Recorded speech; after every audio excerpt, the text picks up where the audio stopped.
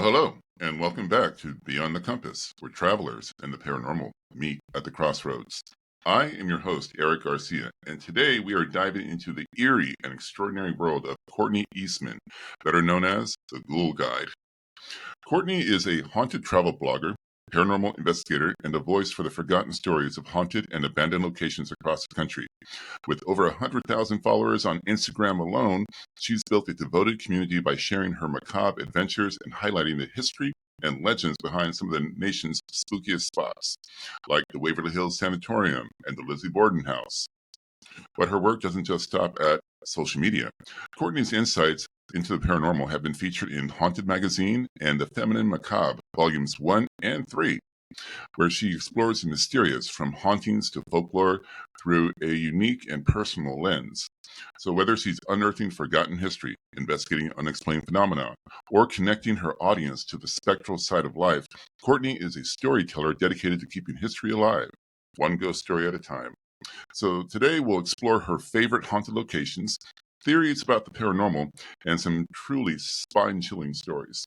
So grab your flashlight and settle in as we go beyond the compass with the Ghoul Guide. Courtney Eastman, welcome to the show. Hi, thank you for having me. Oh, absolutely. Thank you for agreeing to be on the show. I'm humbled. So, so let's just jump right into it. How did this path begin for you? I mean, was it your very first paranormal experience, or was it another one later on that made you stop and think, okay, now this is what I want to do. This is what I want to pursue.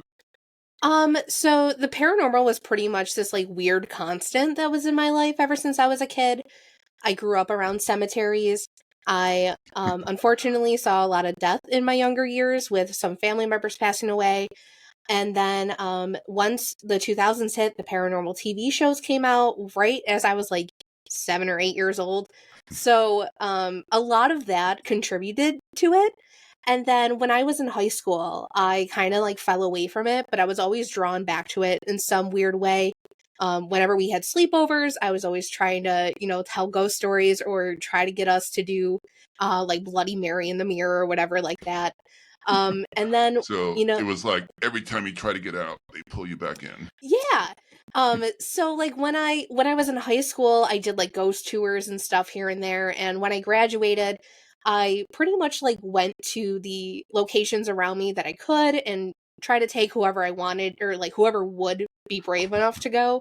A lot of my friends are like, "Oh my God, I love that stuff," but like they would never go anywhere near it.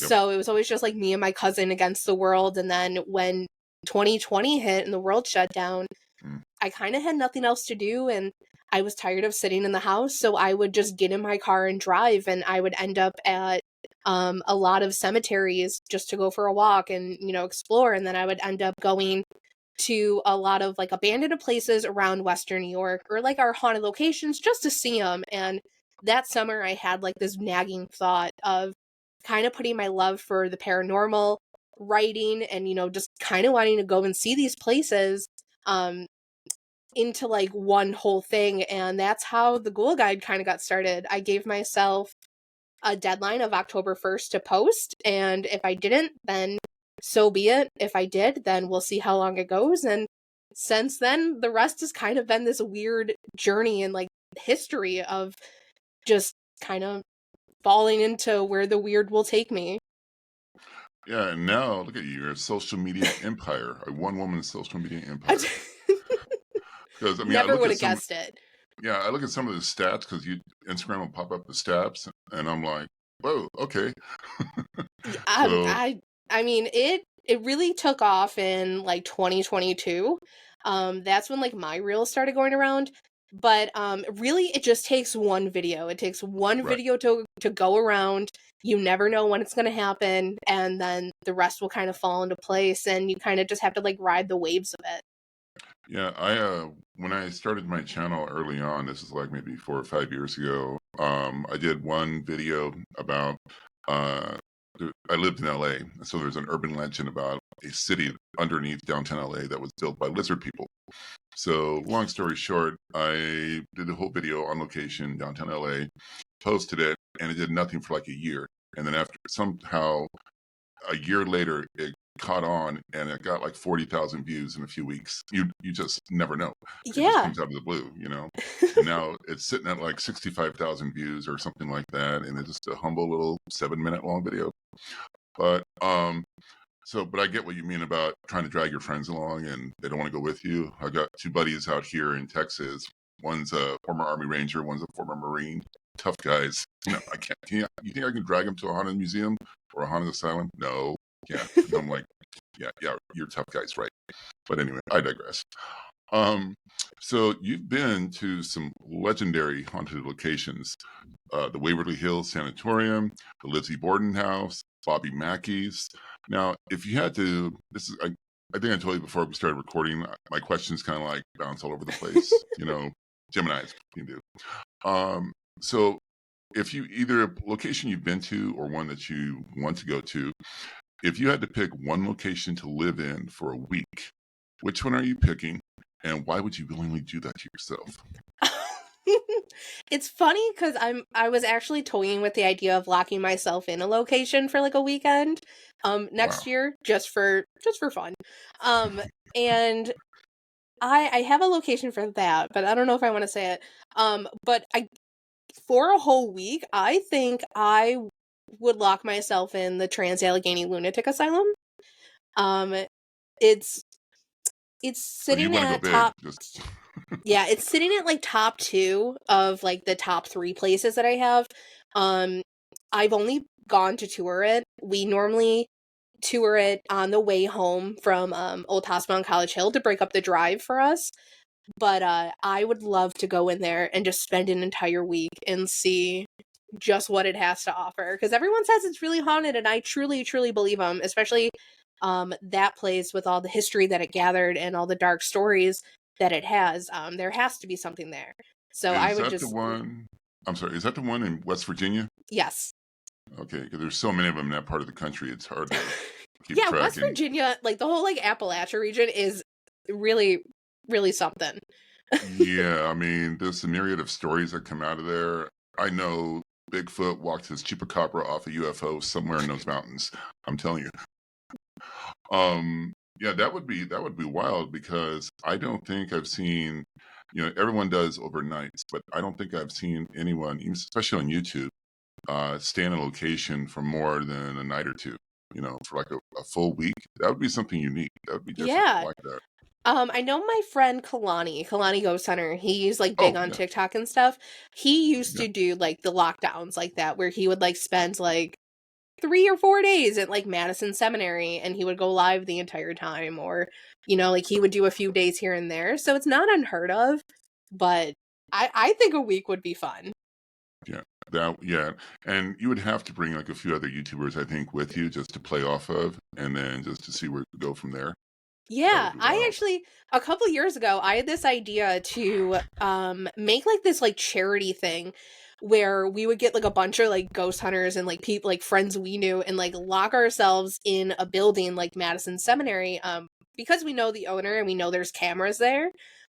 We can like I thought of the idea of like tapping into those cameras and like giving people a live feed and like donating money to do like certain challenges and stuff. So I don't know, maybe that's like a sign that this has to come back around, but that's You what I was know, thinking on.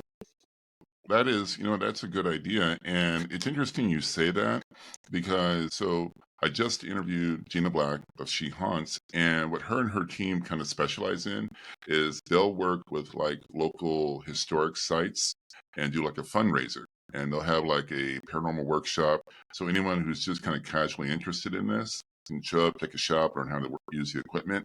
Then they and the class go on a tour, and their class members are actually in there investigating using all the tools and everything else, and the proceeds go to help the historic site. So it's like they're really helping the community. I thought it was a great way to Oh work with your yeah. community. So I Yeah. think I could see you doing something like that. That would be awesome. Yeah. I mean, like right now, like the way I go to a lot of these locations is that I help my friends over in Haunted Nights. They're actually on the other side of the state. Somehow within the social media world, me and Steve started talking, and I started helping them out with events. So we kind of do like the same thing. Um, it doesn't really go back to charity, but it goes back to the buildings. So like we do hunts where we like rent out the building for a night for his company, and then we bring all the equipment, we give you a tour, and from 8 to 4 you are on your own. You can come hang out with us and learn how to like do the Estes method with me, like do whatever you guys want. You can meet up with friends and go off on your own, but it is just like strictly your investigation. You spend the night however you want. We just got the place. So Awesome. that's how like I'm able to like go to like a lot of the places that I go to in terms of like investigations. But yeah, that's always an option too. We go all over. So if you want to travel, there's that. I like it. And that's also what I like about your particular ink, because you're not, you emphasize in your social media, it's the paranormal's there, but you're a traveler, and I'm a road tripper myself. So I like the travel aspect that you put in there so much. I think I mentioned that in the first email, how you bring like, not just the haunted location you're investigating, but just the scenery itself and how beautiful the local area is. I really like that. I mean, I don't think they do that enough, really, when in all these paranormal investigations. Yeah. So So with me, like when I know when we have like a weekend, like say like to Indiana, I just did a huge weekend in Indiana. I managed to kind of like map out places to go on my way to the investigation. So that's like kind of how I like do everything. And I've been going to some of these spots for a couple of years, so I know the community. So like while I know like some cemeteries, and I'll go there and like be a repeat like type of post there, I'll also find the ones that like I've never been to, or like a cemetery or a story I've never heard anyone really try to like talk about. So like I'll find those on my way too. cool. Which kind of leads to my next question. So you're walking into like a dark, creepy building for an investigation. Do you so you go in? You prefer to go in with a plan, or are you sometimes let's just see what happens? That kind of investigator. I'm always let's see what happens. Um, I've said this before. I always forget that I have equipment on me. Like I carry a book bag around all the time, and I just constantly forget it. So like, I I personally love going into a location, because I kind of just do these investigations for me. I don't really do it with like an idea. Like I would love to go back and like tell the stories of what I had happen, but like when it comes to like recording, I don't really care about recording, or like I just want to be present in that moment so that I can like give back everything in terms of like a story or like a reel or whatever. So I kind of go in with no plan at all. Like there are some areas like I want to target and I want to hit, but when it comes to like investigating, it's kind of just like I'll see where the night takes me. I like that. And also, odds are, I mean, with that method, you're more likely to encounter something or experience something, as opposed to planning it down to the most minute detail, every hour of the hour. Yeah. Now, Like I've been on like the ghost hunts where like we did rounds, and like we hit this spot this time. I just personally find it easier and like more chill to just kind of go where your intuition leads. Sometimes your intuition really won't stray you down the wrong path, but like sometimes you get into a place where like not a lot of stuff happens, and that's okay because that's the paranormal. But yeah, I don't know. so for you, everyone has their own style. Do you have any kind of pre-investigation rituals or lucky charms you bring along just to protect yourself or just to set the mood? I really, honestly, I'm not gonna lie, I don't. I kind of just like when we're driving to the location, I have like a certain playlist of a few songs I really like to like get hyped up to. But when it comes to like protection charms, I don't want to say buy into it. Um, Hmm. I they're just not for me. Um, Right. like Amy, my friend Amy Bruni, she's really great. She said something that kind of like stuck with me, is that if you put so much intention on like a protection charm or like a protection bracelet, and like you forget it at home one night, like it kind of like puts a damper on you, and like you kind of feel like, you're not safe without it. And I feel like that kind of it's not really a good mindset to be in when you're in like these type of situations. So everyone has their own thing. I don't really have anything going into an investigation. Afterwards, if I felt like something was really weird, or I kind of just didn't like how the night went off, I tend to wipe my feet 3 times outside the door and just say whatever stays here must remain here, and then so be it. I can see that. I mean, I can see the reasoning behind that.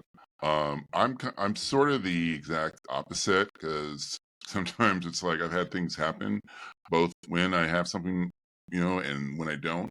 Yeah. The most stand out. I went to Zach Bagans' Haunted Museum. I took the tour, and I didn't really mention to anyone I was wearing these religious bracelets. I kind of like didn't even think about it. And short version of the story is off and on throughout the tour, my wrists kept heating up because of the religious aspects of those bracelets. It wasn't the bracelets themselves; it was my skin felt like little hot pin bricks.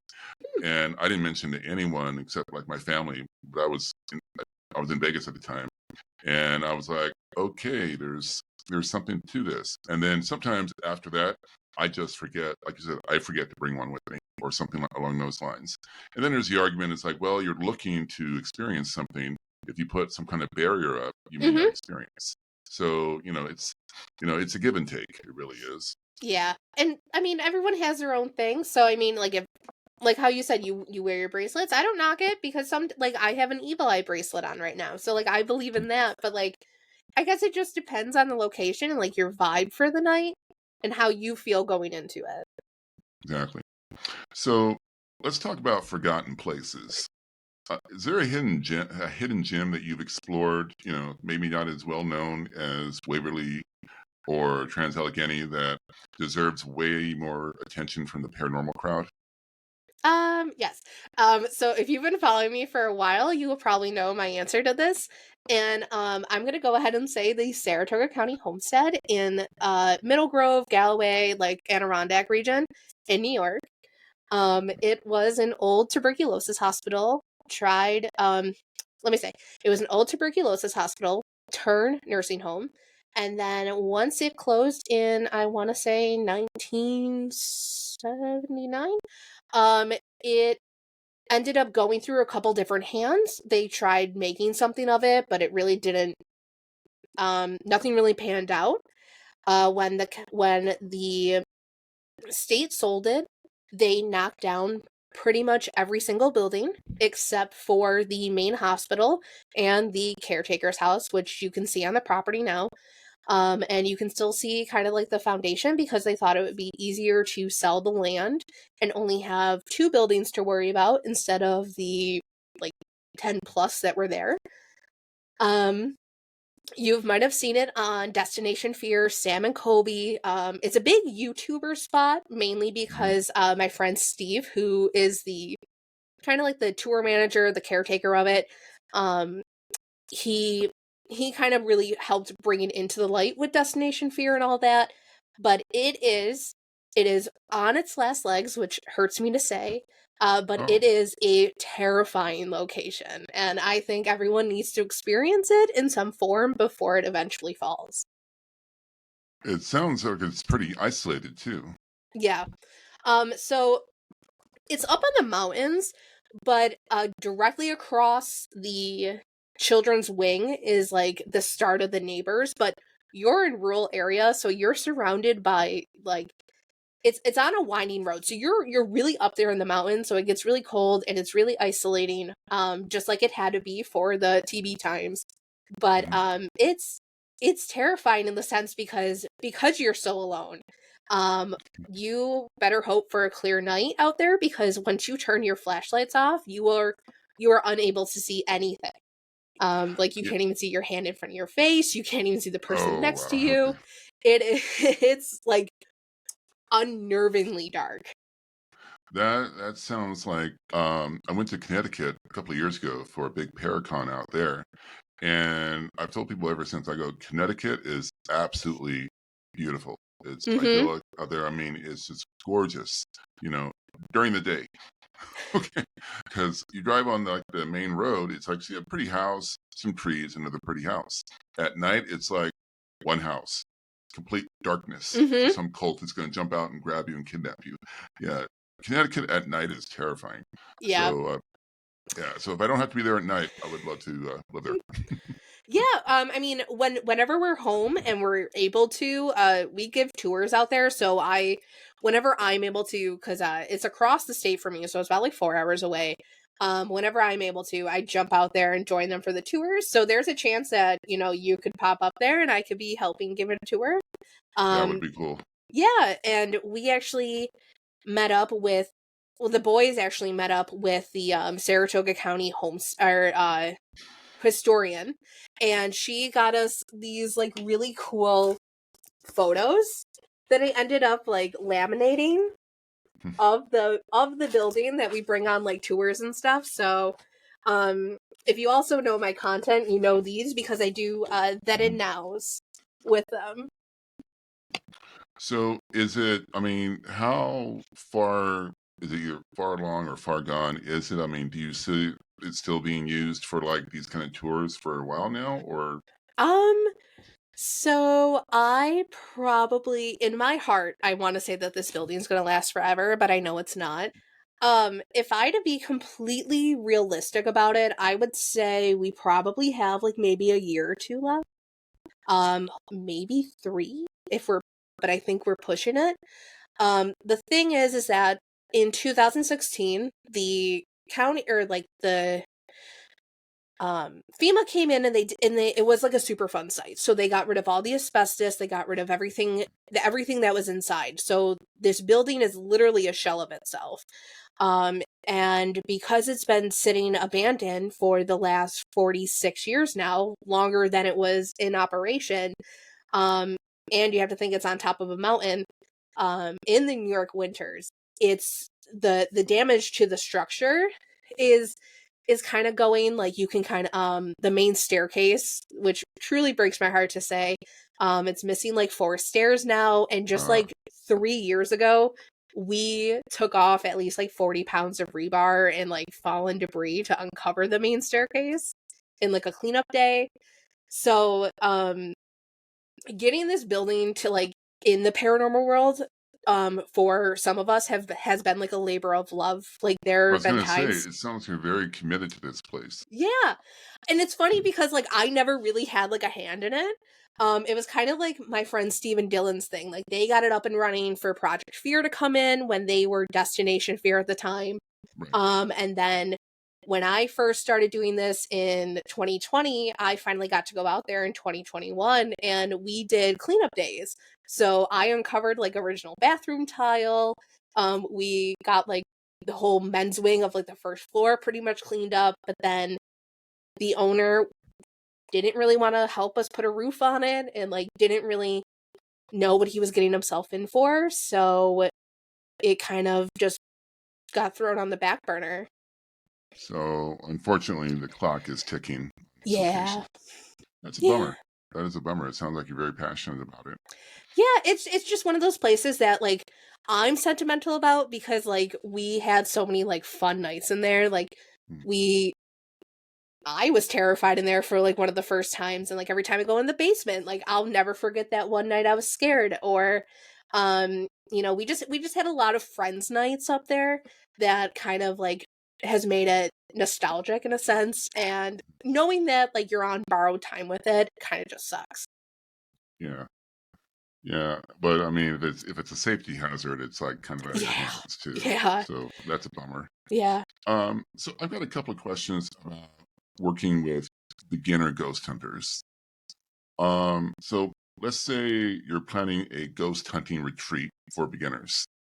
What's the first thing you'd want to teach them, and what do you think? What location would be perfect for their first experience? So I think I would want to teach them kind of like the basics. Going over the equipment that we have, and the equipment that you don't really even need to like shell out for. A lot of people get into this field and think that they need all this equipment when really you don't. You just need your cell phone, and sometimes even just that. Like you just need a flashlight, you need a camera, which is all on your phone, voice recorder, EMF detector, and maybe like a little spirit box. You don't really need much. And then I would kind of teach them like the basics about like the K2s and like marking marking the area and see like where the K2s go off and if there's any like EMF leaks around. And then we would kind of go into like just how to investigate, how to just hang out in a space, and that ghost hunting is not what you see on TV. Right. It's not, like loud and in your face. And like, don't get me wrong, there are times where like something happens and like everyone freaks out, but like 9 times out of 10, we're all hanging out in the dark, just kind of talking in the air and hoping it talks back. And, Yeah, because like I don't think that's, I don't think a lot of people realize like that really good episode of Ghost Adventures. That's 43 minutes taken out of 2.5 days of yeah. like nothing and like Yeah, like hours of going editing it. yeah, like the first thing I always tell my friends that want to come with me on this type of thing, I'm just like, I hope you're ready to like hang out till 4 a.m, like doing absolutely nothing. Or, Bring coffee. kind of just like hanging out and, like playing a solo game or, like kind of testing your fears in a sense to see what happens and what plays off of that. Like it's nothing you see on TV. Like there are times where it's like that, but like really it's just like us trying to busy ourselves all night. So And what would then be the perfect beginner location? I would say the Wildwood Sanatorium in Salamanca, New York is a great one. It was the one I took like my sister to and my cousin to the one time. It's this cool, it was actually New York State's first holistic hospital, which is very, very neat. And they took in patients who, just had anything as long as it wasn't contagious. And they tried their best to not take any TB patients in there, but they were forced to when TB became so bad. Now it kind of sits in this small town of Salamanca, New York. It was turned into a three family apartment. But then the owners who have it now, they took people in and out. They're getting it back up to speed. They're making restorations with the help of people coming out to give tours and do overnights and stuff. If you want to know the location I'm talking about, I want to say that it was on Paranormal Lockdown with Nick Groff, and it's been featured on like Most Terrifying and like other like Travel Channel shows. But Nick Groff is very, very heavy in it. I need to make a list of these episodes you're mentioning. I'm like, okay, Destination Fear, down Nick Groff. Okay, I'm like, I should have had a list here. Okay, so that's the spot you'd recommend is great for a beginner ghost hunter. So the flip side to that, what's the one place you absolutely would not recommend to a beginner, and why? I don't know if I have a place, to be honest.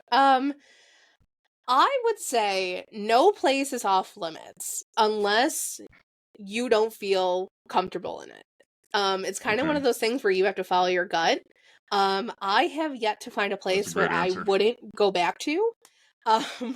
So it's hard for me to say because with the paranormal, there are nights where they're dead and there are nights where they're super active, and you might have the same experience as someone else, but the odds of that happening are kind of slim to none. So like to judge a whole thing off of like one episode of TV that you saw that was over dramatized or just like hearing your friend's tale, I feel like judging this and like for this question, I feel like you have to go in there and kind of figure it out for yourself. Oh, it's a vibe. Yeah, you just kind of have to like vibe check it. Okay, vibe check.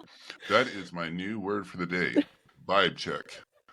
Okay, you know what? That should be your next merch: sweatshirts, berets. Vibe check. Okay, so again, for another out there question, if you could team up with any other paranormal investigator, living or dead, for one epic investigation, who's joining you and where are you going? Oh no, this is such a good question. No pressure. So if I had to pick, I think I would put an all-girls team together, and it would be like me. Girl power. Yeah, girl power. Let's go. Okay, like on me, this channel, On this channel, we're all Katrina. about the girl power. I love it. I think it would be like, I think it'd be fun to like kind of have like a mix of a bunch of different people. So like me, Amy Bruni, Katrina, and then you have Alex from Living for the Dead, who is super great. She makes her own equipment. LeMay? Yeah, Alex LeMay, super Yeah. great. Seems like a nice girl. Oh my god, I've been trying to get a K2 meter to her to make for me for like at least a year now. Oh, wow. Okay. Yeah. And then like I would bring like some of my friends along too, like cuz I think they're super great. Like everyone um I know they're not famous, but like everyone in like the content field, like they're cool, they bring their own thing to their investigations. So I think it would just be fun to kind of like mingle with like the paranormal celebs and like us like content Yeah. folk. Yeah. I think two heavy hitters I would like to work with. I mean, if we're talking from the female heavy hitters, probably Amy Allen from Dead Files. Mhm. Some of the things she's seen, like, oh, wow, I don't know how you handle being able to see that. And on the flip side of that would be Kim Russo. Okay. Uh, yeah, I got my sister hooked on her TV show, The Haunting of, where she take a different celebrity back to where they had a creepy experience. That was like one of my favorite shows. I could Oh, I rewatch used so to many rounds. love celebrity ghost stories. Oh, my Well, see, favorite. Kim Russo's show, The Haunting of, I think it was Okay. the same producer, because you'll see a lot of the actors who sat down and shared their story on Celebrity Ghost Stories. She takes those actors back to place. Mhm. And it's kind of funny. You'll see them like really hesitant, like these actors, these guys who are playing real tough guys in movies and TV shows. They're like, you can go in first. I'll Yeah. follow.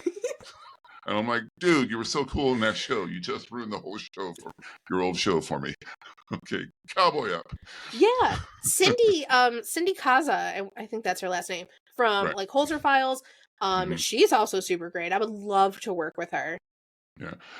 One I think I could see you work with, because I've been researching her recently. I wanted to reach out to her to interview, was Hans Holzer's daughter, Alexandra Holzer. Yeah. I've seen I her. loved that show when it was on. I Yeah. loved hearing I actually follow her. Um I just love hearing all these cool stories about her dad. Yeah, I've listened to a couple of her interviews on podcast, and she's funny because she's like that typical New Yorker, just like says it like it is. There's no filter. It's like, I could yeah, see it. she's really interesting. So, um, what would be your personal white whale for a haunted location, a place you've always wanted to investigate, but you just haven't had the chance yet? Penhurst. Really? That so actually, well, there's two to this question. Penhurst, mainly because that is the last spot on like my top 3 like must-see spots. And then also there's actually so many spots good for this. um I would say my other spot would be Dracula's Castle. Ooh, I have had an obsession with that ever since I was a kid. And I want to say it all stems back to Scariest Places on Earth, mainly because the okay. episode where the family That's got way sent. before your time. How do you know Oh, about that show? I grew up on Okay. Scariest Places on Earth. I was That gonna say, I'm like, wait a minute, that because show I'm an raised old me. guy. How do you you're no offense, but you're a youngster. How do you know Oh about my these old god, that shows? show raised me. Like this episode that I'm talking about, like I remember vividly being in my basement with a family friend. Like we had my parents and their friends upstairs watching the same episode and I was glued to the TV. Um Okay. You just because went up a notch in my book of cool. I mean, you're already well, cool, but that's just okay. I like that. You I like love it. the old school stuff. I like that. Oh my god, I love it. And the family that went to Dracula's Castle was actually from Buffalo. So like seeing that and like seeing that they were from my hometown, I was like, holy crap, like we can do this? Like I want to do that. Like I totally want to do this. Yeah. Um Uh, they're lucky that's, that that's show didn't make a comeback or else I would have signed my family up for that so fast. absolutely. And it's funny because I have a very good friend. He's Romanian, and we've had long talks about Dracula's castle and like who Dracula was and what he meant, Vlad Tepes, what he meant to the Romanian people. It's really interesting. And my buddy, I'm like, he and I talk smack to each other all the time, and because he still has that thick Romanian accent, but I call it a Transylvanian accent. He thinks it's funny, but um, yeah, there's two. You might want to reach out to them because they're kind of on the East Coast. Really, two nice girls I interviewed a couple of months ago. Their YouTube is Lauren and Thais, and they're like two best friends who just go out and they go ghost hunting. And when I interviewed them, I'm like, "Where's an ideal? What's your bucket list place?" And they're like, "Dracula's Castle." And I'm like, "Same." So we all need to like get like a group package deal with not Spirit Airlines because they're terrible, and we Oh God, no! I would never. okay, and then we all need to like as a group go and investigate Dracula's Castle. Yeah. That would be the end all be all. I actually had a trip lined up. What was it? Like 2 summers ago now. So back in 2019, I jumped on like this travel group called like EF College Break or something like that. And I ended up doing like a trip that went to Dublin and London, and I spent Oh wow! I spent New Year's Eve in London, and it was like a super cool experience. And right before the world shut down in 2020, I was supposed to go back to Ireland and do like the bottom half and go out west in Ireland. And then that ended up getting canceled because the world shut down. Totally understandable. And Yeah, kind of something I happened was to me very similar. yeah, I was just gonna like I was gonna ask for my money back and stuff, and then the one day they kind of like slipped in my email and was like, "Hey, what about Dracula's Castle?" I was like, "Say less." So like, I applied like my whole voucher towards it, and I like it was ready to go, but then everything in Ukraine happened, and like that Hmm. war started, Oh and so I wow! was just like, "All right, we're not doing this." So it's a bummer, but Yeah, because like that things happen for a reason, like not like that happened for a reason, but just like the trip not working out, and we'll get there. It just wasn't the time. yeah, because that reminded me of like back in late 2019. I was planning a trip. I've been to London before, about 10, 12 years ago. I spent a week there, had a blast. I loved it. And I was actually making plans with my nephew to go back to London because I had never seen Stonehenge. So I'm like, okay, and I started up my channel and everything. So long story short, I reached out and I contacted the top-rated Jack the Ripper tour in London, the guy who started it all for Jack the Ripper tours. And I said, hey, I have a YouTube channel. It's okay if I film part of your tour. He's like, yeah, that'd be fine. Just let me know when you're going to be, when you're doing London. I'm like, cool. So I had it all set up, and then 2020 hit, and the airlines were like, yeah, we have to cancel your flight. Here's your money back. And I'm Yeah. like, I'm still cussing over it. If you ever do get the chance to go, the Jack the Ripper Museum, that's a fun little stop. We couldn't get into the Tower of London. I think we like missed like the last tour, so I was just like, all right, well, like that's a bummer. And then like I looked up like stuff to do. I was like, so what about like the Jack the Ripper Museum? And it was like the funnest afternoon we had. It's like kind of Oh, interactive. Like there's spots where you kind of like get to like dress up in like the clothing, not like the victim's clothing or anything like that, but they have like the detective outfit and stuff.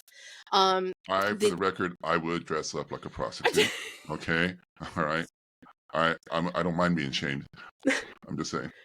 So, I mean, it was such a cool spot. Like, it's funny that London came up in conversation because I actually just bought concert tickets to go out to London with a Hmm. friend. So next year we're gonna be hitting up some international spots out that way, or at least exploring out that way. Well, Um, the ideal London trip, and again, just putting it out there because you never know what 2025 holds. mhm. Because I've talked to a few other people about because I always like to come up with crazy trips, but a bucket list trip for me: go to London for like a week, take that super train. I forgot what they call it that goes under the English Channel. That Mhm. goes. It's a straight shot to Paris. You get on it in the morning, spend a day in Paris, and be back at your hotel in London that night. Oh Go yeah. go to Paris, take the tour of the those tunnels with all the Mhm. skulls on it. I mean, that's so much you can do in one day. That's my bucket list trip right there. That was also featured in Scariest Places on Earth. Mm.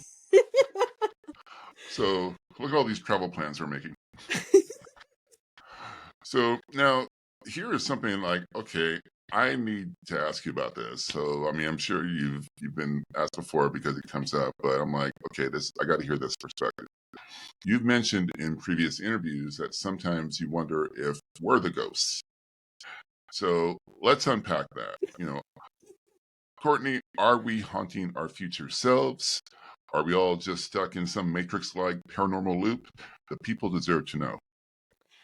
I don't know what it is, but every investigation, I am leaning towards the fact that we are kind of haunting ourselves. Whether it's this weird time slip that we fall into, or it's just kind of a rip in the matrix, whatever you want to call it. I think that there's a possibility that we are actually the ghosts. It's one of my favorite theories to get into, and um this is one we love to throw around on all the quiet nights because it really gets everyone's mind thinking. And I love asking people, this question because I love seeing like where their mind takes it. One of the examples I use whenever we're talking about this is kind of, what if you and I were walking, we're on an investigation, we're walking down a hallway and we open up a door.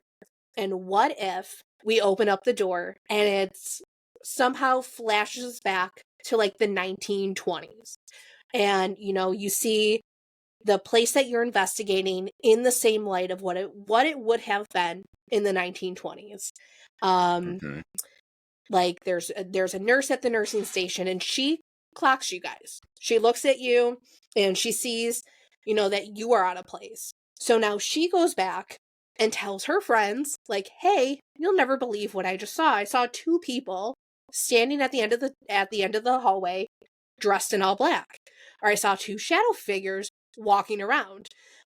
So we're out of place. So You just gave now, me cold chills. right? So now these Okay. stories going back to, like the 1920s times, what if the ghost stories that we, kind of go back to and relate our ghost hunting to, what if it's just us? Like, like what if the nurse was telling her friend about us and we end up being the shadow figures that we're investigating 40 something years later, or, like 80 years later. Wow. It's kind of like this like weird Wow. moment where you're just like, oh shit, like that kind of could happen. That kind of could be a That's thing. trippy. But It's you see, just if I could haunt myself from the future, I would totally warn myself off from at least 2 ex-girlfriends. Okay. Save myself a lot of headaches. honestly same. I would do everything over. I'd pop up and go, hey, wait a minute. How come I Right? can see myself? Trust me, this one you want to skip. Okay, that girl, go over there. No. Danger, Will Robinson. But Like there's also like another example, that like a modern day one, where at the Indiana State Sanatorium, it was like my first time there about maybe like in the summer of 2021. It was the first time it was actually kind of like really open to the public. Like we were the first event company to really be in there doing events. So that weekend we got there Thursday night, and me and my friend Addie, we were stuck in a doorway near admin because bats were circling around us and we didn't know what to do. So we just kind of like stayed in one place. And then around the same time, probably like it was in the night, 2 days later, 7 of us are sitting on the same steps that me and Addie were near. And we were going to start like a digital recorder session, and it looked like 2 flashlights came into the room. You can, like, all 7 of us saw them pan on the wall, and we were sitting there like, oh, we're just going to hang out for a second, let them come in, we'll tell them we're doing a session, and, we'll just go from there. But then the lights went away, and no one walked into the room. So we all kind of looked at each other. We didn't hear anything. We didn't hear anyone. So we all, like 2 people ran outside. They searched the hallway. They searched the connecting rooms. No one was there. So what if those 2 flashlights were me and Addie from 2 days ago? Because they were in that same doorway where we were trapped because of the bats. Do you think terrain could be a factor? Because I was just talking about this with Gina Black. We were talking about a couple different locations where the foundation, the terrain is like 90% limestone. And limestone has been, the theory is a very good conductor, especially in the paranormal community. The belief is it's a good conductor for spectral energy and actually communication. And because there's a place out here where I live in Austin, Texas, about an hour and a half outside of Austin, called almost said Brokeback Mountain, the Devil's Backbone. Yeah, yeah. Even if Brokeback Mountain was haunted, I would leave it be, but that's just me. No, the area is called the Devil's Backbone, and the entire terrain is mostly limestone, and they're going back at least 100 years. There have been some crazy stories of ghost sightings there, but what made them unique is a lot of the stories people report that the ghosts they saw looked back at them and noticed them. So, maybe That's interesting. some of these locations I think that kind of falls back into what you were just saying. Maybe are we kind of interrupting our own loop? Yeah. And also the foundation, it could definitely play a factor in it. I know that Alton, Illinois, it's dubbed as America's most haunted small town. And the reason because of that is because of the old Alton jail that used to be there. They actually dismantled it when the prisoners finished building the one in Joliet. So they dismantled it, and they used all the limestone bricks or stones that were constructed for the prison. They used it throughout the entire small town to create like houses and like churches and like other stuff around there. So they just spread the love. Yeah, they're just spreading ghosts. It's fine. There was actually, you might be familiar with it. There was a TV show on about 8-10 years ago. It was with John Tenney and Chad Lindberg. Oh And I yeah, think Nick love Groff Tenney. produced it. It's Ghost Stalkers. Ghost Stalkers. Yeah, I tracked that down. I bought it on bootleg DVD. I love that show so much. But one of the I think houses, it actually just turned 10 this year. I want to say Tenney was like posting about it. Yeah. Have you met him? I have. The dude is hilarious. Love John Tenney. And it was hilarious for me because on the show he's very serious and grim, and Chad Lindberg jokes around a little bit, but on the show John Tenney is very serious. You meet him in person, and he's complete opposite. Yeah, I did a strange I went to a Strange Escape. It's a thing that Amy Bruni puts on. Cruise? It wasn't. They have cruises, but it's also like just like an event, like weekend type of thing. They did one at the Palmyra Historical Museum, which is one of my favorites. It's out in Rochester, New York. So if you're ever near it, it was featured on Kindred Spirits. It's a great, great place. I definitely recommend it. They were doing like a Christmas thing, so we got to go into like the actual Fox Sisters Foundation, which is just down the street. So that's like one of the main reasons I did it.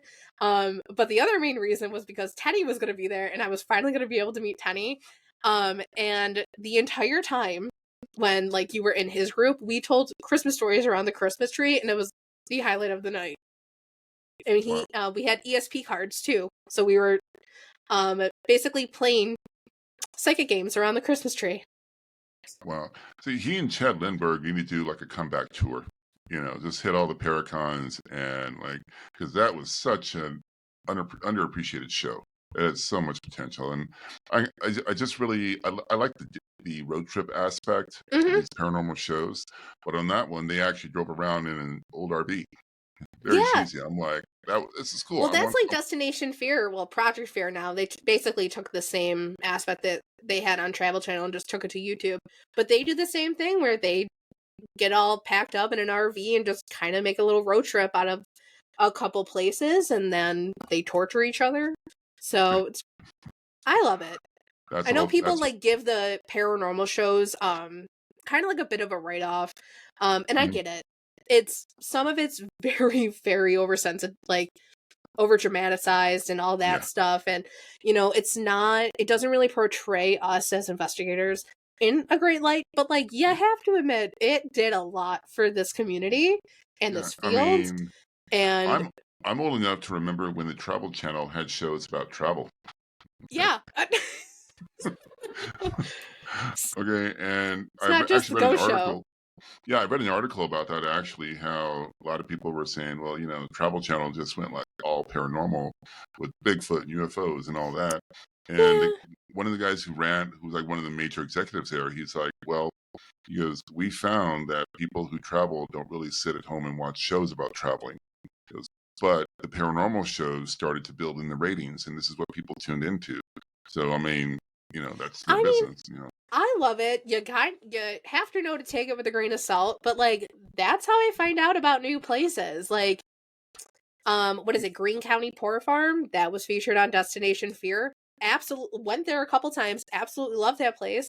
Would have no idea that place even existed without a show like that. Like so it just like it helps. And like not only that, but like these places that we go to, them having their little like spotlight of fame in these shows and on like these places, that's what helped keeps them alive. Yeah. Even in like the parent or the YouTube world, there's this place called Wilson Castle out in Vermont that's really only standing because of Sam and Colby going there and doing a video, and that whole place now has a roof. Like I walked Wow. in there for the first time in 3 years. My friends have been going there for like the past 14 years, and this was the first time we saw the whole upstairs without any buckets on the floor. So like these like write them off as you want, but like that's what's helping keep Yeah. these places around. And I mean, I grew up in a small town in Oklahoma. I mean, the town I grew up in, I've met people from Oklahoma that have never heard of it. And I take a strange pride in that. I don't know why. But, if sometimes, especially in this day and age, small towns are struggling, business wise. And if you have something that brings in the tourists, like something paranormal related, Point Pleasant does it with the Mothman. I've been to Roswell; they're all over that. If it brings in tourism and helps Yeah, local community, and people have fun with it, why not? You know. But exactly. a spot you might like, and I don't know if they really. I think the owners would be open to renting it out for like a ghost hunt or something like that. But it's actually if you come out to Texas, spot I just mentioned outside of Austin, the area, the Devil's Backbone, like all these stories from that neighborhood. There's actually a bar there, a tavern called the Devil's Backbone Tavern, Hmm, and it's been there like forever, and it's got its own haunted stories. And there's the walls by the fireplace. It's like all rock wall, and there's a certain spot above the fireplace in the bar that, with the right lighting, it looks like the devil's face, horns, the whole nine yards. interesting. And this is one of those places. It's like I have not seen this. I think one person on YouTube 4 or 5 years ago kind of did a half-assed job of like trying to do a Yeah, ghost hunt there, and it wasn't really. You can tell this person wasn't familiar with how to do it. He's just like, oh, it's haunted, let's see what we can do. But this is a place I haven't seen anybody hit on YouTube. Because Texas you can't throw a stick in Texas without hitting a haunted road. Seriously, they're all over the place here. yeah. But that would be a good spot if you make it out to Texas. Let me know. I would actually love to go out west. I'm definitely trying to plan more out west within the next couple of years. I Well, actually if you drove do, through. let me know. I mean, because I lived in LA, I lived in Los Angeles, I lived in Arizona. I'm over here now. So if there's anything you want to look into out west, let me know. I can come up with some places for you. Awesome. I know because I actually at the start of November I flew out to Vegas, and I had to help my sister pack up her house, and we drove her and her dog drove all the way back to Buffalo. So Wow. I was supposed to like. I was like, well, if I'm taking off of work for this, we need to like go to this place, and this place. And unfortunately it didn't work. So, because we took a really weird route. It and we were also like on a time crunch, so we couldn't really like Yeah. stop at some of the places. But we followed the old Route 66, and so I thought that was pretty cool. And I know that there's a lot of haunted and like a lot of haunted tales and disappearing stories around Route 66. So I'd love to like go back out to Vegas and like hit up the ghost towns out there. and then take the drive back home. Yeah. What I want to do is and you'll see there's a ton of, because Route 66 is so big. Actually, one of my videos from a couple of years ago, I drove the Devil's Highway, which Mm-hmm. is connected with Route 66. Very interesting story how that came about. But it starts in a little town in northern New Mexico, goes up through Colorado, then cuts across and ends in Utah. Really interesting backstory there. If you want, I'll send you the link to the video I made about it, because my video is the only one about the Devil's Highway, because it was officially, if you look up old maps at that highway, it was officially designated on maps as Route 666. Hmm. And in the video, I explain how that came to be, and because they changed the number of Route 66. More story in the video, but no, but what I've been wanting to do is drive Route 66, but a haunted Route 66 trip. Mm-hmm. So in every state, through most of the locations, if you want to drive Route 66, here's your guide, and I'll be the one on site at this haunted location. Yep. I know. That's what Once I realized we were driving like almost like directly on, I was like, "You're kidding me, right? Like, why can't we stop?" Like, I was so mad, but I'll just make another trip, and it'll be so much worth it, or it'll be so yeah. worth it. Yeah, and I mean, and there's some parts, especially in Arizona, I know because I've driven that route. They had to close off Route 66 just because it's so old and in disrepair. Mm-hmm. So you actually have to get off 66, get on Highway 40, drive for about 10 miles, and then you can get back on Yep. 66 if you want. But it's just like, nope, nobody can drive here. Yeah. So now you've mentioned just a few minutes ago about how, we all love the paranormal shows, but they don't always show our community in the best light, and they can be a bit over the top, which kind of led to my next question. So, you've been doing this long enough to have seen a lot. Now, is there a piece of either ghost hunting tech or even a trend like right now that just makes you roll your eyes and, oh, are they kidding? And the flip side to that, is there a tool that you swear by? So I know I might get a lot of shit for this, but I am not Well, great that way to start. right. I can only imagine what's gonna come out of my mouth now. But I'm not a fan of the ghost hunting apps. I will say that I've played with Spirit Talker. There are some times where something comes up on that because you can turn it on airplane mode and have it still work. But even my friend Becky made a TikTok about this recently too, which is great. With the ghost hunting apps, you don't know what's actually programmed in there. Like Exactly. I was they just going to say, I could heard that. like they could have a microphone on and you just don't realize, and like they're catching keywords that you're saying and like throwing things at you, where it's like the Obulist, where it's throwing things like words at you or phrases at you. To kind of like match what you're saying, or like to kind of like give an answer. I've Or heard they that could about the have, ghost hunting apps. yeah, Yeah. like, or they could have like a location feature where it's like, oh, like this is at Waverly Hills, we must have to like pump out like TB and like cough and like all that other stuff. I don't know. I'm not a game app person. I don't code, so like I could be like completely dumb to like the whole thing of like what actually has to like go into it. But I don't trust them, and I think that's just Mhm. me. I know like a lot of other investigators out there use them. If they do, completely no shade to you. You do what Yeah. you do. I You just do you. yeah, you do you. You just do it, and you know what?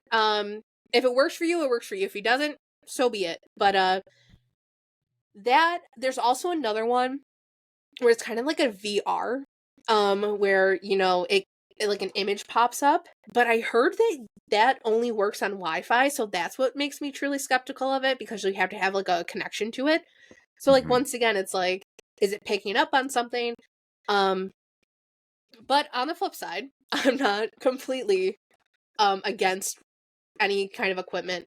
I would say my like go-to would be the Spirit Box. It is one of my most prized possessions. It's one of the pieces of equipment that I use the most, really. So it's kind of like between that and just a digital recorder. I know. Yeah. That company Ghost Stop. They actually put out a lot of good equipment. I have one of Mm-hmm. their, I think it looks like a tiny transmitter, old transmitter radio with an antenna and everything. Oh I yeah, mean, it's a you got the really S spiffy box. piece of, yes, S-Box. I was, is it, that's it's not Ghost Box. Yes, it's S-Box.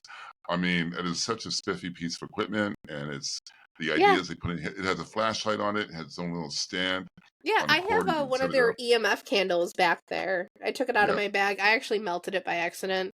I left it in my car in the summer.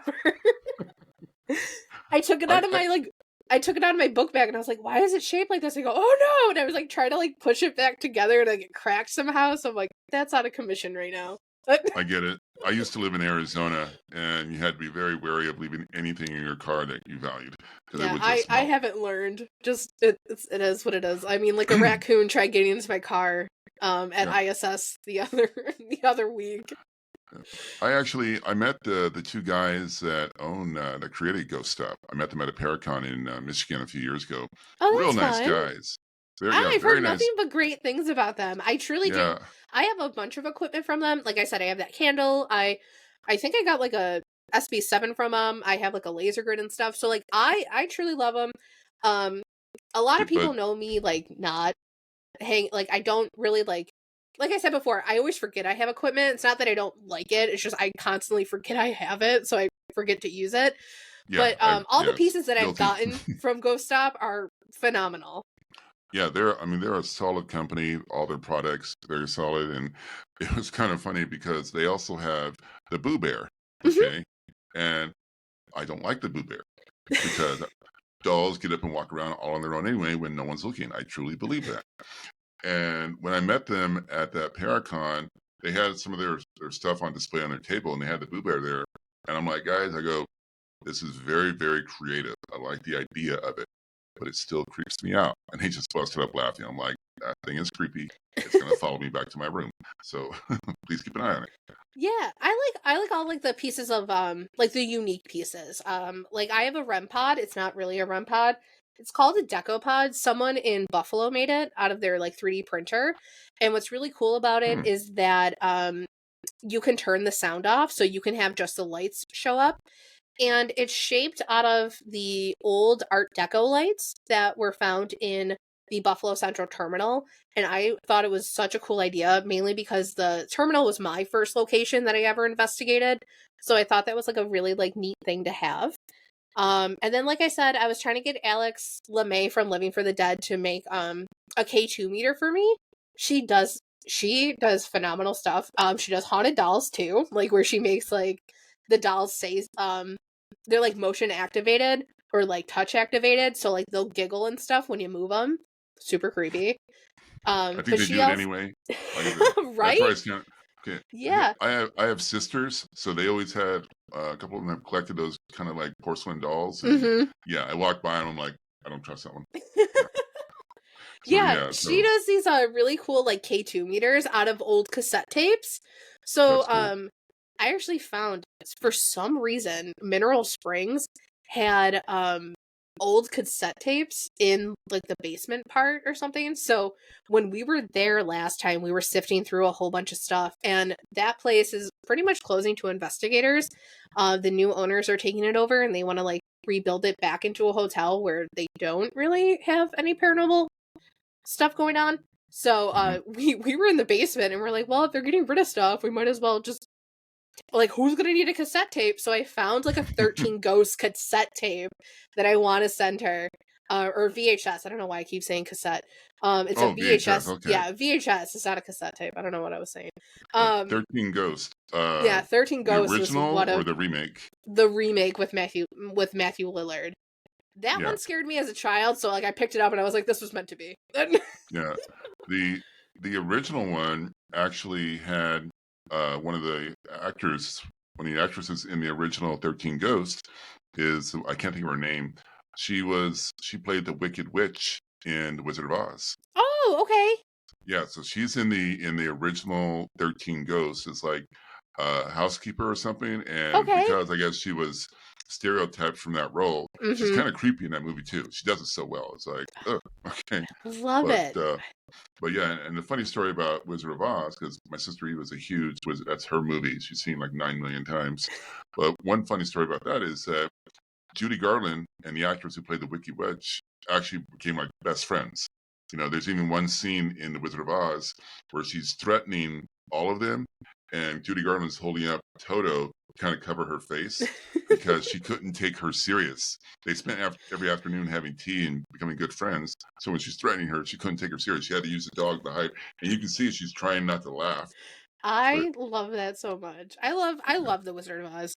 It's just yeah, a timeless movie. Okay, so as I mentioned before, you are a one-woman social media empire, and it's been a huge part of your journey. So, has there been something really crazy, wild, or even unexpected message or interaction you've had with a follower that just stands out? Um, really? Really any I know this is gonna sound cliche, but honestly, any message that comes in from someone, I love it. Um, all all of the message that comes in, really just anyone's support. It truly means the world to me, and like that really stands out. There's not a single message that I can truly like pinpoint along the journey, but just truly just anyone's support over the last going on 5 years now. I have made some incredible friends. I have made some incredible supporters who I look to as friends. Um, Right on. I try. There are days where I feel guilty that I'm not doing enough, especially in terms of like social media and like trying to keep up with like group chats. Like I don't want to say like my subscriber chats or just like the Ghoul Friends one that I have on like Instagram and stuff. Like there are days where I feel bad that I can't keep up with that, but I am It just can a feel one like a woman. job. It really can. Yeah, like I will say there in past like podcasts and stuff, I've mentioned it for the past four going on 5 years now, my schedule has kind of been the winters off, and then once March hits, it's me going to work Monday through Friday because I have a day job still. Mhm. Um, and then on Friday at like 3:30 when I get out, I immediately jump on the road, and or there's days where I'll take off and jump on the road, and it's just constant. Like there are days where I'm driving up to 8 hours to get to a location, and then I stay up until 4 a.m. or till 6 a.m. and get like 4 hours of sleep and do it all over again. And um I know it sounds like to some that it sounds like I'm complaining, but I'm really not. This is I really can't stress it enough how fun and like how fun this all has been. It's been very taxing, but within the last 4 years, because of everyone's support, whether it's just liking a post or, joining a subscription or, just kind of interacting with one of my or with my content in some form, um, I have had some of the most fun I've ever had in my life. And getting to show you guys the places that I've loved, and the stories that I've like loved researching, it has been so much fun. And I cannot thank anyone enough for the life that I live right now. That's awesome. I like that answer. That's very sweet. Like You know, it's just been like so hard to like pinpoint something, but I don't know. It's kind of wild to like even just like today, I was like sitting down and like looking through like photos and stuff and just kind of reminiscing on the past couple of years, and it's just been wild to see what actually has happened since taking that chance on myself into 2020 when I just wanted to start this blog. Um Honestly, I thought like within 3 months of doing it, I would get annoyed with it and I wouldn't post anymore, and or like it just wouldn't be what I wanted it to be, and then it kind of just fell into this beautiful thing that it's kind of turned into. so really, I mean, I think for a lot of people, with all the craziness that 2020 brought, um, if in a way it was like a genesis for you. Yeah. It was kind of just like, like this is now or never. You're gonna have to kind of take a chance on yourself and put yourself out there in a way you've never did. And we're just going to roll with it and see what happens. And I really only did this blog to connect with people who, you know, wanted to go out and do these things. No one back at home wanted to do it. I was tired of just sitting around, and at this point I was already in like the stage of, well, I'm not going to wait around for anyone. Like I started going to concerts by myself. I was traveling by myself. Like, so what's a ghost hunt by myself? And, you know, I kind of did this whole blog with just trying to meet other people who wanted to go out and do this. Um and that happened, and now everything that happened is just a cherry on top of this weird little Sunday that I created. And what's also I found when I started posting videos about the places I go, the trips I take, and it became really touching in a way, is that there are so many people that aren't able, for one reason or another, to go on and do these trips, do the paranormal thing or just a simple road trip because they have like personal challenges or aren't able to do that. So they start watching you, they start following you. So in a way, they're vicariously living through you on these journeys, and I had a buddy back in LA who had some ongoing medical issues, so he would constantly, every video I put up, be like, oh, this is great, Eric, he goes, you need to be on the History Channel or Travel Channel, I love your stuff, because because we knew each other and he'd see me going to these places, it was like he was right there with me, Yeah. and when I it's kind of humbling. And it's like, okay. And at the same time, it's like, okay, I really want my content to be good, because what if there's people out there in his situation that I don't know and they get the same kind of joy out of it? I want it to be good. I want it to be awesome. I want it to be funny. I want it to feel like they're in the car with me. Yeah. And like honestly, the way like I'm trying to look at through it with the same lens as you are, how, you know, I'm your new best school friend. Like, we are going to go on trips together.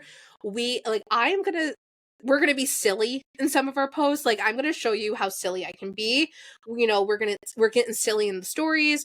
We're doing stuff like, you know, just you and I would do if we were friends out doing this together. Yeah. And Like, that's what you actually, see on social media is really who I am. Though I am a little more reserved on social media. But really, I I love telling stories. I love ghost stories, and there are just some stories, like, we all have them, and I mhm, believe that everyone's story should be heard, and it's just a matter of who's going to tell that story, you know, when you're gone, and who's going to find you interesting. And there's just a lot of forgotten history, a lot of forgotten people, and a lot of forgotten stories out there that I just kind of want to bring to light in my own little way. Um, by doing the stuff yeah. that I think is interesting. And if you're here with me, then so be it. If not, then it is what it is. And I like what you said about, I think you said being kind of goofy on there. Those are actually, those are the shows I like. Those are the YouTubers who I do like to follow, because because I'm searching through YouTube and all this other different social media platforms for potential guests, and I come across the ones that are like trying to be the next Zach Bagans, and they start their videos out the way he does. I never believed in ghosts until I experienced it, and my cat was haunted, and now I'm searching for more.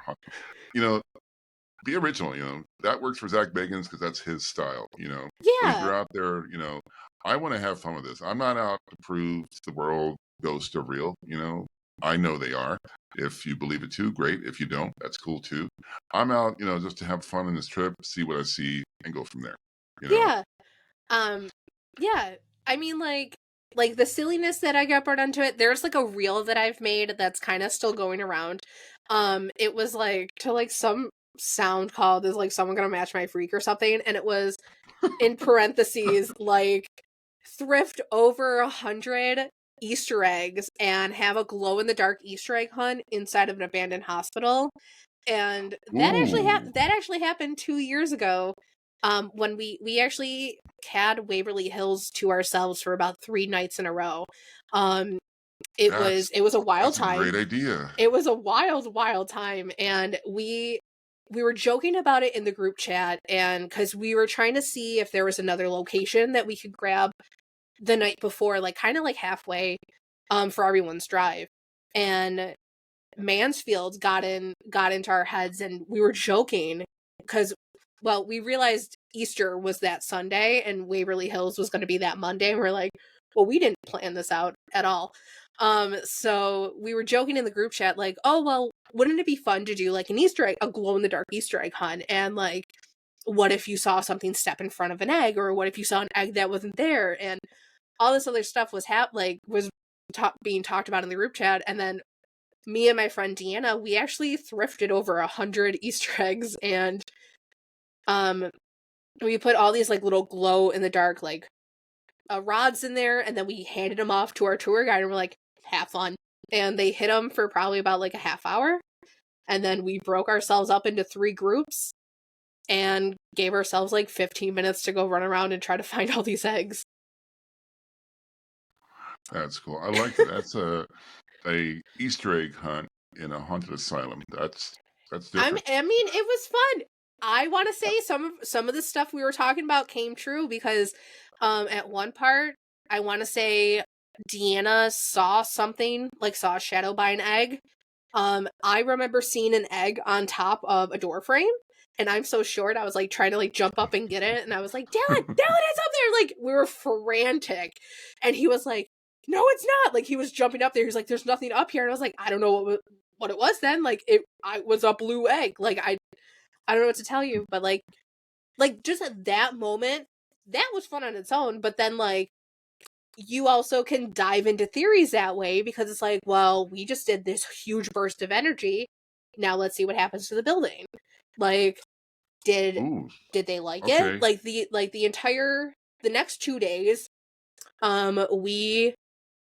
we were kind of playing with it. The day after that, we ended up like scaring 2 of our friends like super bad. So like, we also had that energy into the mix too. And like, some stuff happened, but like by night 3, everything happened. Like, they were probably done with us by then. But like, that's when we had like a different like group of friends come in. So like, they experienced a whole bunch of stuff. Like, doors were shutting, super weird noises were happening. I saw a shadow figure crouched down next to me on the 4th floor. Didn't like it. Like, someone saw another shadow figure like in a doorway. Like, so much stuff happened. So it's like, did our energy and did our like little shenanigans like have a play in it, or was it just ramp up the energy that was already there? Yeah, or like, was it just because like there's new energy in here, like with the other people that came in? So like, sometimes having fun and like thinking outside of the box on investigations also helps too. So it pays to be silly sometimes. Yes. You know, I am totally immature in that matter, so I'm okay with being immature on camera. You know, I've even said that to people because people have said to me before that, you know, they've asked me how old I am, and I told them, and they're like, "Wow, you don't seem like you're that age." You know, and I go, "Well, my secret is that I'm really immature." So people immediately think I'm younger than I am. You know, I'm a child at heart. I can't tell you anything else.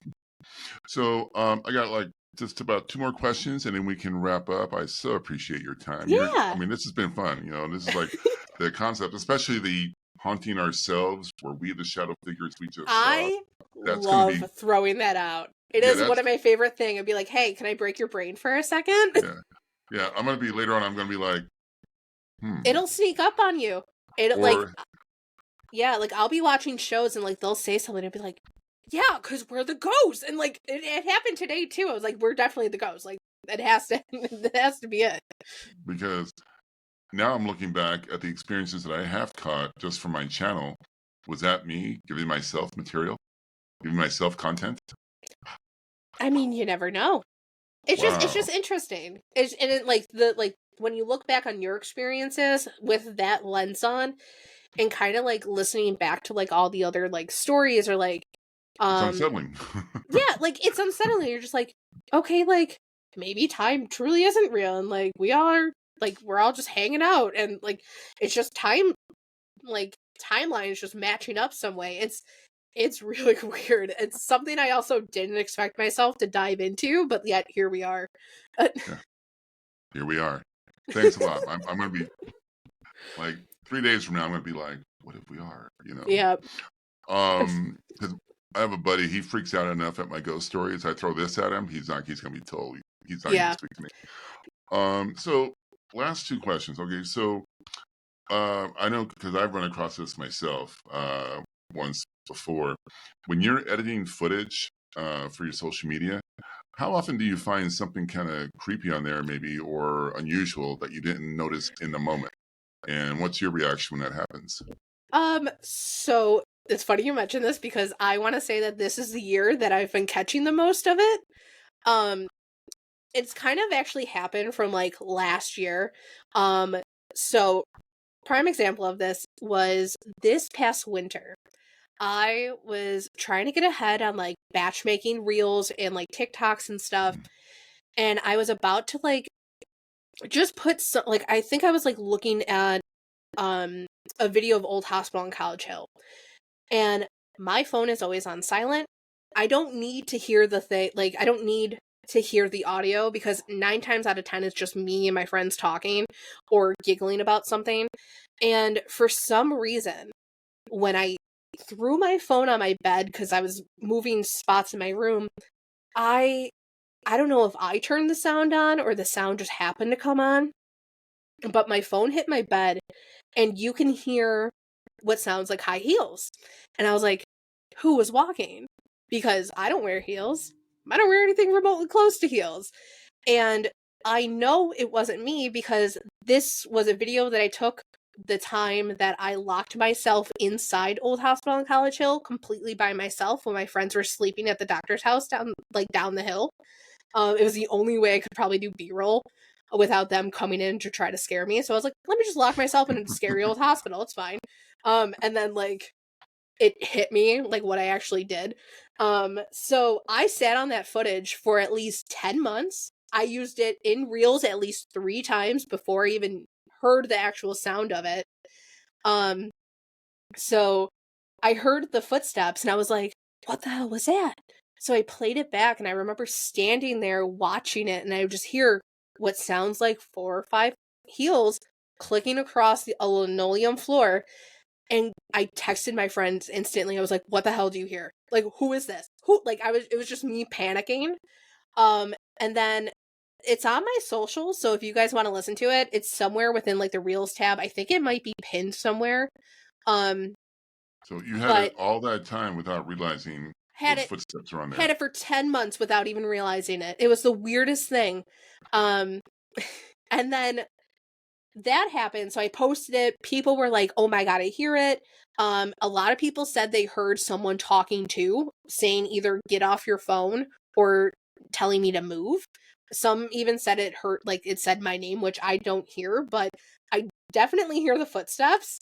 So that's pinned on my reels.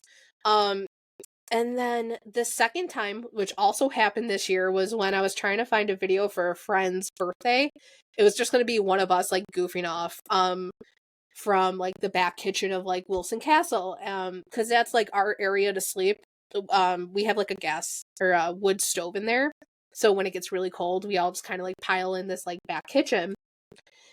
And I was laying there, my 2 friends were sleeping on the ground and they were giggling about something. So I was on Snapchat and I was just videoing them giggling and like the angle is like pointed to the ceiling and the video goes on for probably about almost a minute and right before I cut it, you can hear someone go, "Good night," as if they were saying good night. And once again, I always have my sound off, so I only put that like, and I never really like watch my Snapchat memories after I like send them off.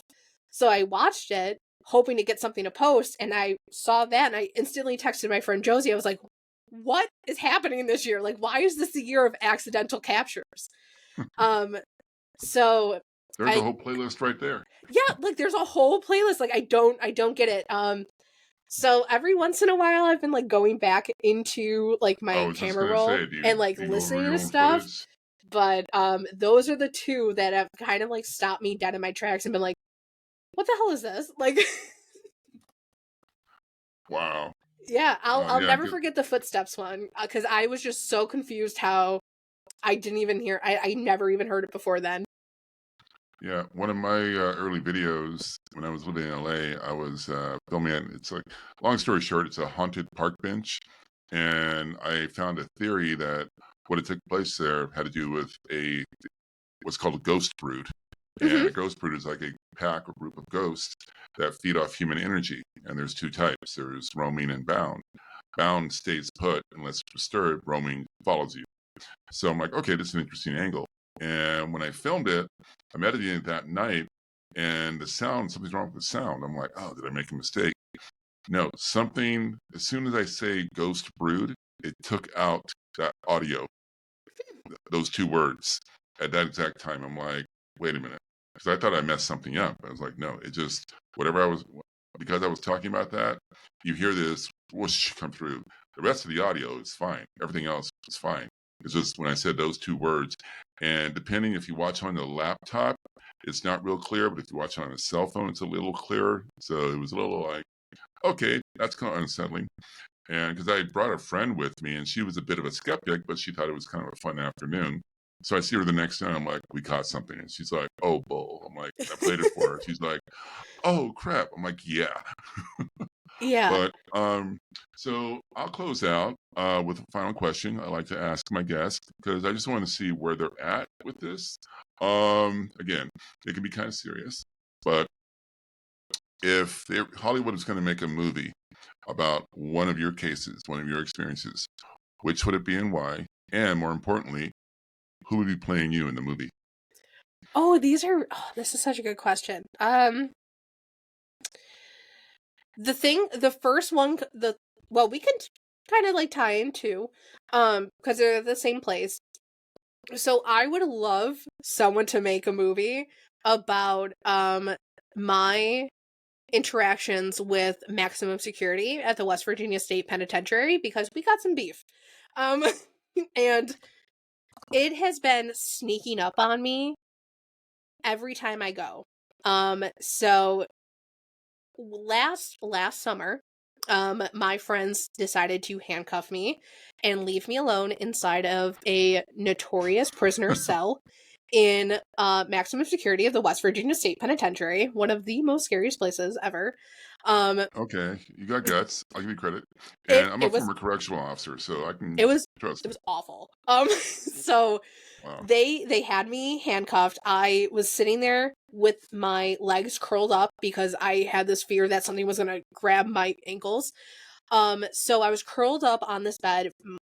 I had my camera recording me, and one by one, everyone was walking past the cell saying goodbye. And I thought everyone was gone. So I started like this little monologue. And then all of a sudden you hear boom. And it was my friend Dylan who was in the next cell next to me. He instantly jumps out and he was like, "Oh, did I get you?" And I was like, "Yeah." Um, Said a couple choice words to him and we started giggling, and then at one point I actually posted this on Reels too, so if you want to see it, it's there. Um at one point I looked at him and I go, "Are you just going to let me do this?" And in that sentence all you hear is boom. And he goes, "That wasn't me." And I'm just sitting there like, "Oh, so that was Steve." And he goes, "No, we're the only two in here." And in that moment was when it registered with me that that was a ghost. I'm handcuffed in here alone, and any second Dylan's gonna be walking out that door and it's just gonna be me. Um so that happened last summer. And then when we went back this summer, we had almost the same exact experience happen, but this time it was happening as we were walking. Um I had a lot of um I had a lot of instances where my name was whispered. So we have these headphones called Lucid headphones, and they're basically just like a parabolic dish, but they like Okay. amplify the entire sound around you. So my friend Okay. Josie loves to wear them, and as we were walking, she could hear, like we were walking past cells, and you could just hear Courtney, Courtney. So that was getting me unnerved. And then later on in the night, in the same area, we had a food cart door slam against the fence, and I didn't really think anything of it, and we were trying to debunk it because you could hear the fence kind of like reverb. So after a while, we finally debunked it that it was that because the door went right back into place. And this is also on my reels too. And at one moment, we had a friend stand up and she stomped on the metal table and she was calling out. So she stomps and she goes, hello. And in the distance, you can hear someone go, what the fuck? And it's the same inflection. And we all start giggling. And someone goes, who was that? And I go, that was Tim. And it was Josie's boyfriend at the time. But it wasn't Tim. It was a mimic that sounded like him because when we finally realized that Tim wasn't coming into the room that we were in, we went on TikTok because that's where we last knew he was. He was on the other side of the prison on TikTok live.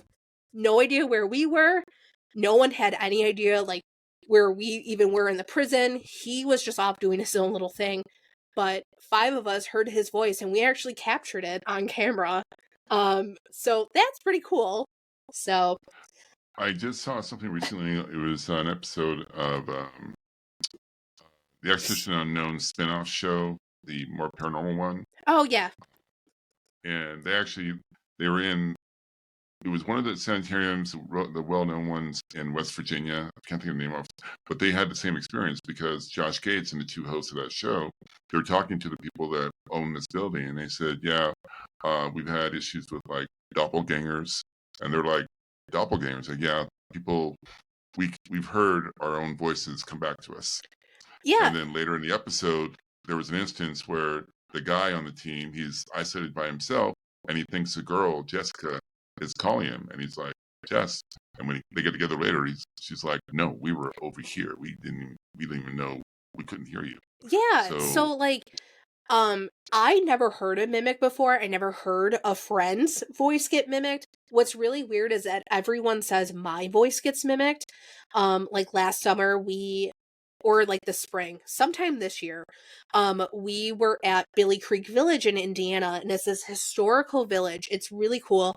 All these buildings were taken from Park County and brought to this little village to pretty much live out the rest of their days. And they've been restored and they have like artifacts in them and stuff. It's super cool. We call it Paranormal Summer Camp because you're literally like in the cornfields and like you have to drive to go to like the shower house and stuff. And my friend Reagan, she was there. She was in the bathroom by herself and she said she heard my laugh and me talking outside. And when she went outside, it was just her car out there and no one else was around. And I like to think that I have a very distinct voice and distinct laugh. So like the second that's like gets mimicked, I get creeped out. So to actually like hear your friend's voice get mimicked and then like be able to like pinpoint not only by yourself but like have 4 other people be like, oh yeah, no, that was him. And then the sudden realization just like wash over you. You're like, oh crap, like what the hell was that? So I would just think that would be cool to have played out. Yeah, that would be really interesting. I can see the concepts for a movie right now, and it makes me wonder if this is kind of a more recent phenomenon in the paranormal community of voices being mimicked, and if it is, because, even on the early episodes of Ghost Adventures and those early shows in the early 2000s, nothing like that was ever really, just pops up, and people, shadow figures, yeah, occasional apparition, they talk about, yeah, and EVPs all the time. But no one said anything about a mimic, especially in the voice of someone you know. No. So, and it's let really... me expand on that. Could it be, if this is a fairly new phenomenon within the paranormal community, could it be because there have been such an increase of ghost hunters across the country? Maybe the spirits have picked this up as a way to mess with us. Maybe it's like a learned thing. Or what if we're the ghosts? Okay, I've already had 2 brain meltdowns so far in this interview. Okay, you're giving me a 3rd one, but I get it. Wow. Or we're calling ourselves. That could be further proof of your theory. Oh my God. It could be. It's not really my theory. It's one that's been out there, and I want to say that Nick Roth also talked about it too, because I want to say either in the documentary where they went to the Washoe Club for the first time, he got in that ballroom, someone saying Nick Roth. And then I think he was telling a story where a couple years, like maybe like 10 years later, he went back and in that room he was in where he caught that, he like thought about that same moment. So in his head, he's like, what if it was just me 10 years in the future, just talking to myself in the past, like that type of thing. So it all comes back to what if we're the ghosts? And this theory, it's not the first time I've heard it, but it's the first time I've heard it applied to ghost hunting, because I've heard a similar theory, but within the UFO community. Okay. What if all these UFOs and aliens people report seeing is us, but from the future, and either evolved or devolved or however you want to look at it. And now we're trying to come back in time to warn ourselves from going down the path of whatever we're going down. So I've heard that theory, but it's before, but it's been applied to the UFO community. See, I'm not in the UFO world. I don't want to ever be. Aliens kind of scare me. I know that that's so weird for someone who's like a ghost hunter and like into all these things. They kind of freak me out, and I want to say that goes back to like me being on YouTube too young of an age, where like YouTube like first came out and no one knew like the parental controls. So I was just watching like a silent black and white alien autopsy, and I think that's what traumatized me. I see one alien autopsy. Anytime aliens come up, I just kind of freeze. Like, what? Like, can't we just keep talking about ghosts? Like, why do we have to talk about aliens? Well, you've given me a lot to think about. Yeah. Okay. I'm gonna be like watching TV later. Be like, what if it's really us? It's gonna hit you. It's gonna hit you out of nowhere, and you're not gonna know what to do with it. It's already hitting me. I'm gonna spread the love too. Tell everybody I know. Like, mess with their heads. Well, Courtney, this has been awesome. I really appreciate the time you've taken, the stories you have, the concepts and everything. This has been a blast. So for those of us, listening and watching on YouTube, where can we find you, to follow your adventures and more of these amazing concepts?